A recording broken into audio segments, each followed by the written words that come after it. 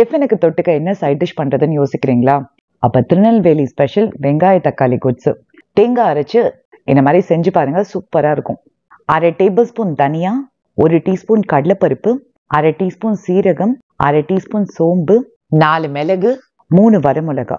நல்ல வாசனை வந்து கலர் மாற வரைக்கும் வறுத்துட்டு 1/4 கப் தேங்காய் போட்டு அடுப்பு ஆஃப் பண்ணிடுங்க. கொஞ்சம் தண்ணி சேர்த்து விழுத அரைச்சிக்கோங்க.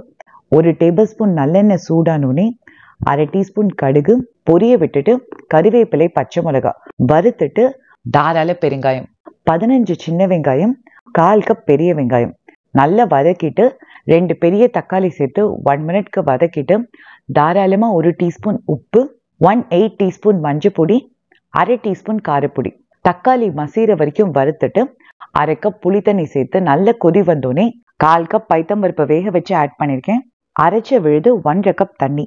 தாராளமா கொத்தமல்லி போட்டு கொதிக்க விட்டு சுட சுட பொங்கல் இட்லியோட தாராளமா குட்ஸ் ஊத்தி சாப்பிட்டு பாருங்க, சூப்பரா இருக்கும்.